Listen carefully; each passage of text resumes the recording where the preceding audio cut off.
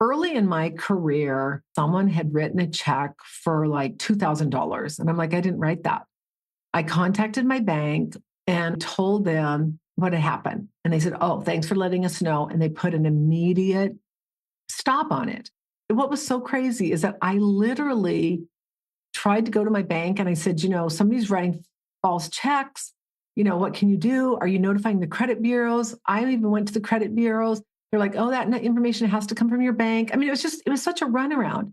By the time the bank did something about it, these people had spent $27,000. This was what was tragic. They had one of my checks from my company. They created their own checks. They put a name on it and they had her social security number on the check. Now, how weird is that? Who would ever put their social security number on the check? They had an ID that showed it was her. And this is what's weird. The only connection between her and my check was the payroll company. Now, it was never proven that they had anything to do with it. But what was so unfortunate was that she was trying to buy a house. And because they were using her identity tied to my checking account, it just literally destroyed her credit. It was so tragic. Hi, I'm Annette Ba'u, host of the Wealth Inside and Out podcast and founder of the Millionaire Insider. My mission is to help you simplify the money game so you can create a financially secure and fulfilled life without having to have a PhD or spend countless hours on your finances. You're going to learn how to think like a millionaire, stop worrying about money and wondering if your financial house is truly in order, and instead spend your time doing what you love. With over 3 decades advising 7, 8, and even 9-figure millionaires, and now joining that elite group, I'm in a unique position to help you make the best financial choices so you can create a secure financial future and retirement you love. This is the Wealth Inside and Out podcast. Today's free resource is our Millionaire Mindset Guide. You can go to themillionaireinsider.com/MMG. This resource is literally everything I have learned from multimillionaires about financial freedom. And what I love about it is it teaches you how to think. If you want to get to your next financial step, you've got to think differently. You've got to ask better questions. You've got to do the heavy lifting to hear information you may not want, information that may challenge what you believe. And then from that, get the factual insight and then make a decision. The problem with most people is the vast majority of people make decisions based on their primal brain, based on emotion versus their prefrontal cortex. It's not saying that you can't make a decision based on kind of like how you're feeling, but when you're making a decision based on a primal instinct or a fear instinct or, oh my gosh, a scarcity instinct, something like that, it's never ideal. So this guide is going to help you to really look at where you are right now, what you need to shift. So more importantly, you can get to where you want to go. So again, themillionaireinsider.com/MMG. For today's show notes, you can go to themillionaireinsider.com/100. Amazing, we're at 100. MillionaireSeries.com copyrights all materials and intellectual property. This information is for educational purposes only. It is not intended to replace any advisor or specialist or to provide any investment, financial, tax, retirement planning, or healthcare advice. So let's dive into protecting yourself from money fraud and identity theft. On January 31st, after hours, DOJ allegedly accessed the U.S. Treasury Department. The concern is that along with a group of hackers, including one that goes by Big Balls, they gained access to sensitive personal data, such as our social security numbers, birth dates, banking details, and even medical records through another department. Additionally, they may have had access to the $6 trillion in the Treasury funds meant for the U.S. government obligations. A federal judge has since revoked their access and ordered the destruction of any stolen data. However, compliance remains uncertain. And while I'm not an expert on hackers, I'm pretty sure they aren't law-abiding citizens. In fact, if you go search Wired, Big Balls, and DOGE, you can read about his background. He's got ties to China and ties to Russia, and he's hired convicted hackers. I don't care what side of the aisle you're on. That just does not sound very good to me. I don't want anyone having access to that sensitive information. Now, there was another report that someone shared that said a few months ago, China got access to some of our Treasury systems.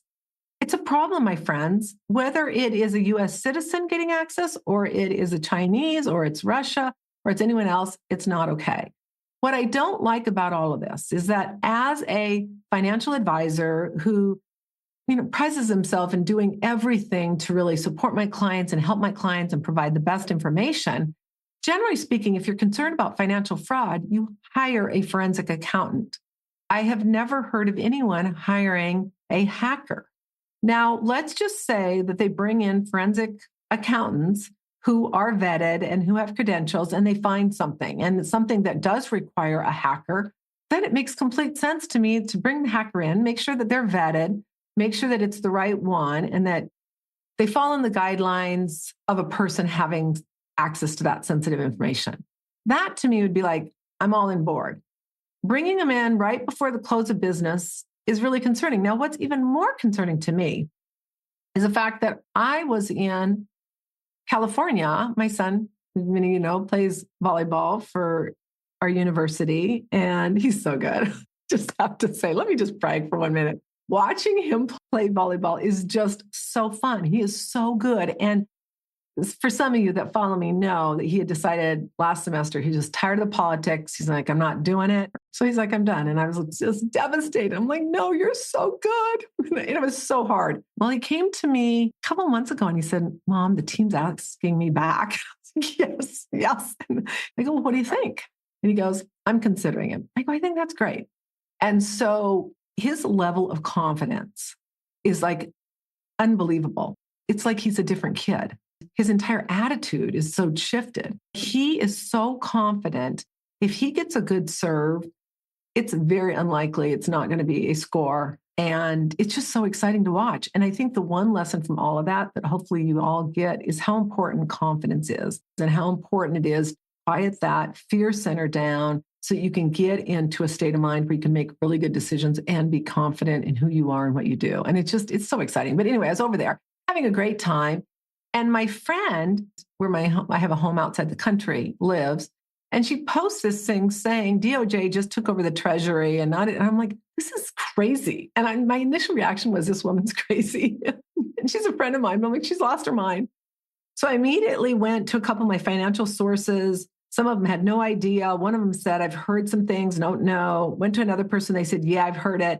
And so, all this is like circling online and then through conversations I'm having. And I'm sitting here going, this is crazy. So I start searching all media, nothing, nada. So then, things start unfolding. The head was basically denying them access, saying, you don't have rights to have this access. You don't have the proper clearances. And they continued. So he resigned, the head. And then there were reports of people that were sharing that worked there, that they were trying to get access to the code. Then they were locked out when they wouldn't help them out. It was a mess. Then there were other reports of them bringing cots in, locking people out, bringing cots in, doing this at 4:30 on a Friday. I did not hear it on mainstream news until Monday night. This to me is just really concerning. And it's concerning because if you look at it and people will say, well, they can issue search warrants, they can do this clearly. And those all have a legal process. And I'm all about a legal process. I'm not about anyone just going in on a rogue attempt and starting to try to access especially sensitive information. So now the big concern people have had is our information safe? Is our Social Security's numbers possibly been breached? Birthdays have been breached? Everything that a criminal needs to be able to conduct fraud. So I literally have been going through everything of what does a person need to do. Just to update you now, a federal judge has since revoked their access and ordered the destruction of any stolen material. However, compliance remains uncertain. And while I'm not an expert on hackers, I'm pretty sure they aren't law-abiding citizens. All right, so let's dive into what can you do to protect your money and identity. After extensive research and consultations with financial institutions, credit bureaus, and security experts, here are some of the key steps to safeguarding yourself. Number one, you want to monitor your financial accounts. Regularly check bank and credit card statements for suspicious activity. Report fraudulent transactions immediately. Most banks are going to cover you on fraud, but they have different policies. My bank requires a notification in 60 days. So you want to make sure that you are checking those statements for any suspicious activity. Many banks require fraud to be reported within a certain amount of time for complete protection. Always verify your bank's terms. And I've heard that now, I literally just heard this since the CFPB has been dismantled. That's the Consumer Financial Protection Bureau, that banks are already sending out new user agreements. That's just not a good thing. One person was reading it, and it's just like now it's a whole different ball game as far as if you have financial fraud. So real time, this could be changing, meaning they were forced into arbitration, which means they might not be made whole. So again, these things are changing real time. You got to stay up on it. I'm just giving you information of what I have right now, knowing that tomorrow it may be different. Number 2, set up two-factor authentication.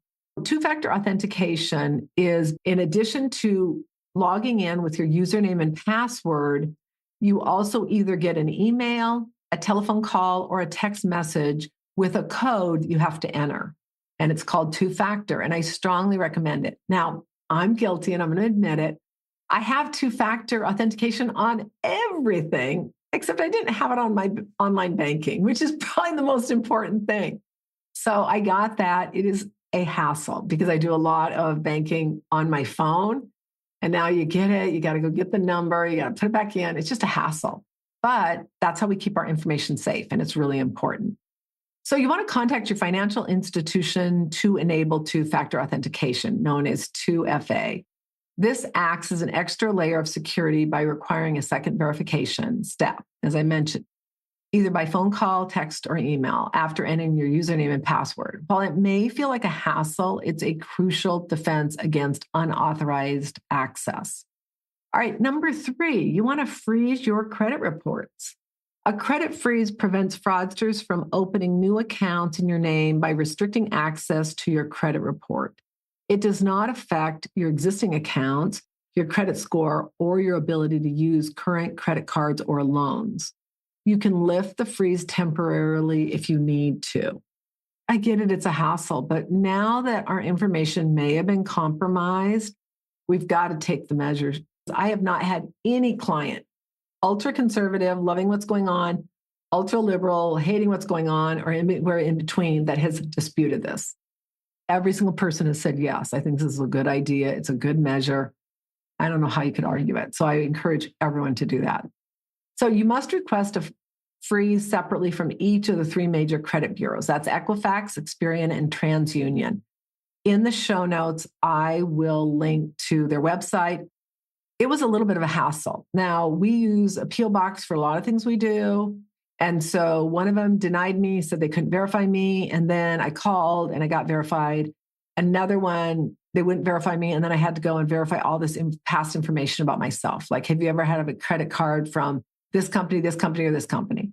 Have you ever lived here, here, here? So it took me probably about an hour and a half to 2 hours, and you can't really delegate it, right? You can't have somebody doing it. So that was a little bit of a hassle. You got to have your full name, your date of birth, social security number, address history, government issued ID, and then proof of address. I didn't provide a government issued ID because I did it online and then on the phone, but you had to provide other things. If you have to mail it in, you're going to have a government issued ID and proof of address, like a utility bill or a bank account.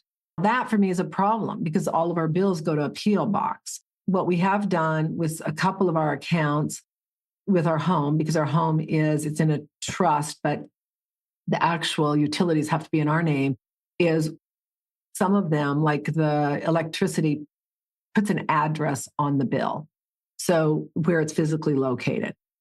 You want to have at least some bill, utility, or bank statement that's coming with your home address on it, even if you've got it being delivered to, say, a P.O. box.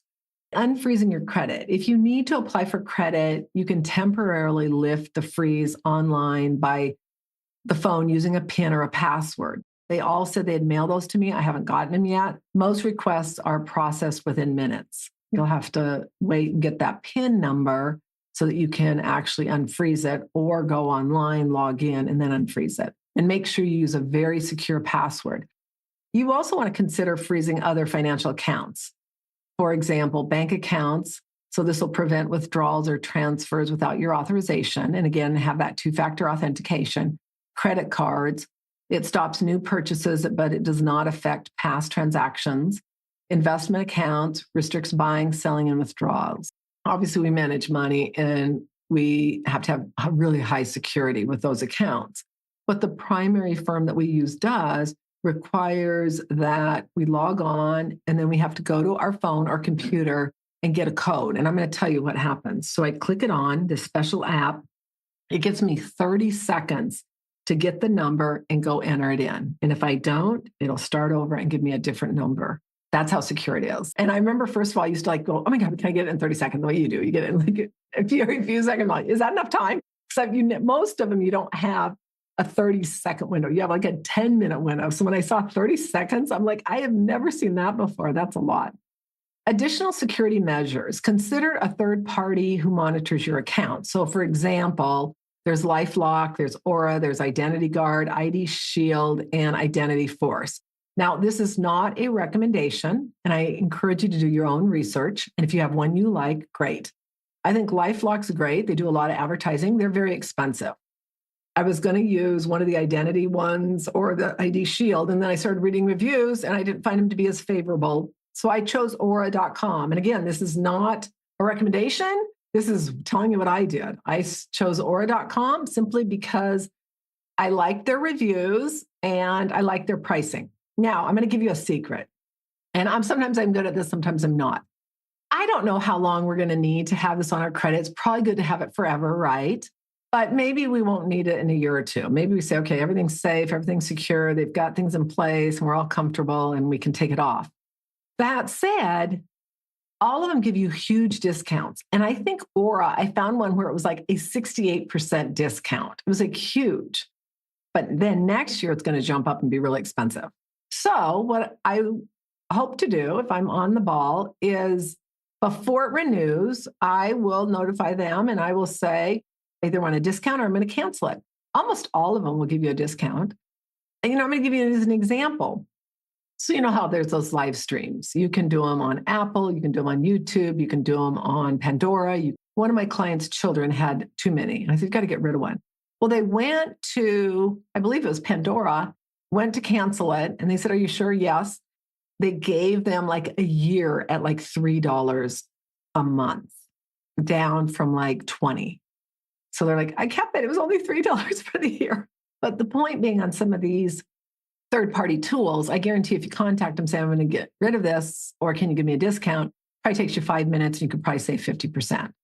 So it's just a way of saving money, and it's a way they want to keep your business. What I found really interesting is I've always harped at my husband about having a secure password, and he used to have one that was so not secure, like one that I'm like, anyone could figure out. And it was interesting that literally like found this on the dark web, and it was like his email address and that password. Thankfully, he doesn't had it in over a decade. We haven't had any fraud, but just goes to show you the power of that. You see a lot of people that get hacked on social media because they're using passwords that are not secure. So just be aware of that and be careful with that. You want to monitor your credit regularly and notify the company of unauthorized inquiries or charges immediately. Now, one of the things that's really important is that now that there's not going to be a Consumer Protection Bureau, I'm telling you, my friends, this is going to change the game. You've got to be paying 10 times more attention. I mean, I can't imagine that nothing will be done. And especially, you need to call. I really encourage you to call your congressmen, call your senators, and encourage them to do something. Now, I did have one client who's in an industry that deals with credit. And he said that he felt that they've been overreaching. So maybe they have been overreaching in some places, and maybe they need to dial it back. But to go from having it being extreme to having nothing, to me, is not the answer. I encourage you to do your research and encourage the people you're voting for to do something to make sure you're protected. That's what I care about. One of the recommendations that I heard was to set up fraud alerts. And I'm not completely clear on this because they were recommending this if you don't want a credit freeze. But what I wasn't clear on is if you don't have, I believe, this is only my opinion. Again, you need to do your own research. My understanding is to set up a fraud alert, it would be through a third party. It's going to be cheaper to set up a freeze, but the third party should already be notifying you before an account is approved. So again, you have some way of notifying the bureaus and just saying that you want to have your information verified before new accounts open. Again, you need to check with one of those 3 credit bureaus, and I'm sure they can help you. And then you also want to consider protecting your children's identity and money, as well as seniors, meaning your parents or relatives. By freezing their reports, you can also help to prevent theft. And this becomes a big issue with seniors who are already so taken advantage of, and it's only going to get worse. Taking these precautions significantly reduces the risk of fraud and identity theft. You want to stay vigilant and proactive to protect your financial well-being. That's the bottom line. And I hope you get that everything I'm sharing with you is to make sure you're protected. And if you have an opinion about something that is different than mine, great. You're the one that's going to be living with it. So you've got to make sure you're comfortable with it. You've done the research with it. I don't know enough about you to tell you what to do. I'm just giving you ideas so that you can go and make the absolute best informed decision for you and your family. There's nothing fun about having your identity stolen or having money stolen. So I strongly encourage you to do what you can to protect yourself. It's really a mess when it comes to fraud. And I think that more needs to be done to protect people. And when I start hearing things like the main bureau to protect people is going away. And so those are just things, again, we got to be aware of. And what it kind of all leads to, my friends, is that we have got to be more vigilant. We've got to be paying more attention to the decisions we're making, where our money is, where it's going, and what we can do about it. So I hope you found this beneficial. Today's episode was all about really helping you protect your money and your identity so you can truly live a secure financial future you love. I hope you enjoyed the insight both from last week and from this week. I realized last week got a little more into politics, but what I want you to be thinking about is how do these decisions impact you? If these decisions are impacting you in a great way, then fine, then go for it. But I want you to think about it. What I see, and it does concern me, is that my clients who would be more impacted by what's going on are not in favor of it. And my clients that wouldn't be, and that say really need Social Security and really need protections, are the ones that are supportive of it. I mean, it's so fascinating. And so who knows? I mean, maybe we're all wrong. Maybe those of us that think, wait a minute, this is kind of an overreach, we got to follow the law, maybe, we'll be proven wrong. I think that would be the best case scenario. But what I am concerned is that there are a lot of people who are not asking those tough questions, who are not thinking about it. And what I'm concerned about is the impact it could have on you, your family, them, their family. And so I hope that gets you thinking. The bottom line is we all want what's best for us and our families. And the more information, accurate information you have, the more informed decision you can make. And by paying attention to what's going on with your own finances, with any aspect of your life that could potentially cause you to be a victim of financial fraud or identity theft, as well as other factors that are impacting your money, you're going to be better served. So I really encourage you to just take the information you got today and then create a plan and stay diligent on paying attention and doing whatever you can to protect and secure your financial future. You'll be so glad you did. Thank you so much for joining me. I know last week and this week were a little bit different. I just want to keep you guys up to speed on things that are going on so that you can hopefully have a little bit of a different perspective, but more importantly, have the information you need to make the best decision for you and your family's financial future. All right, I'll talk to you soon. Bye for now.